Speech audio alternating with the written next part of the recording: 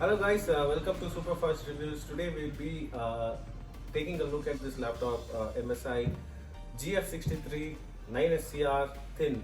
So I've been using this laptop from past 3 weeks, I think 3 to 4 weeks, and I want to talk about all the pros and cons which I have noticed in this laptop, and then you guys can decide is it value for money, is it good to buy this laptop, or should you go for some other laptop. I'm not going to do any kind of comparison with any other models.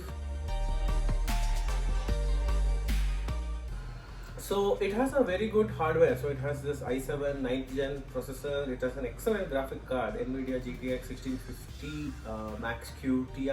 4 GB of graphic card memory and 8 gigs of RAM, which is again expandable. You have an additional slot available, and you can take it up to 64 GB. The performance of the laptop is excellent. I had shown you guys in my previous video the boot up time and even the games.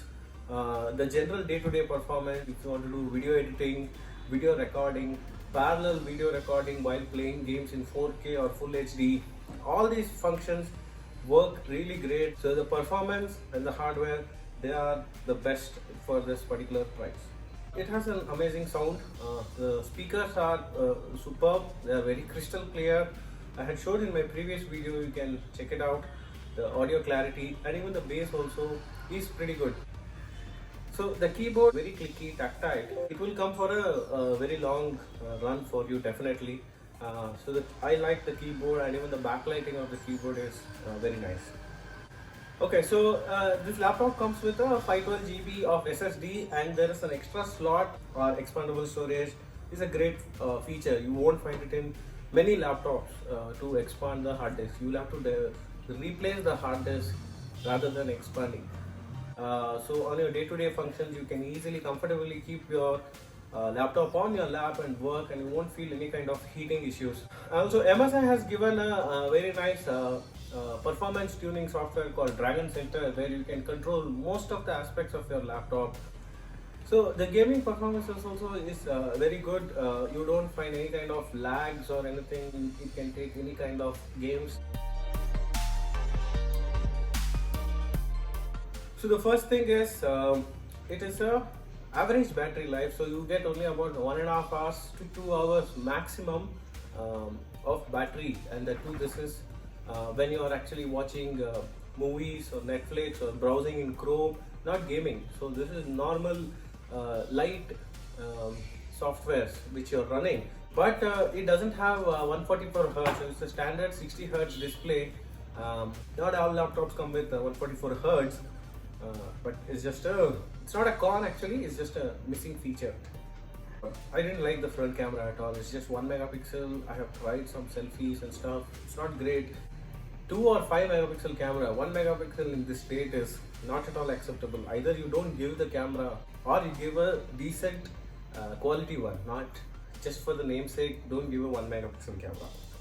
Build quality, so it's not bad, but it's not good either.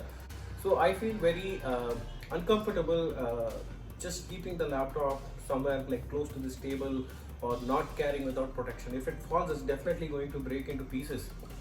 So that is my biggest concern. And even the trackpad, so that also is not very great quality. It feels very flimsy here, which is not great. When you're paying 55,000, you expect some decent build quality, right? So I have used laptops like 25,000-30,000 laptops, HP laptops, which I have right now.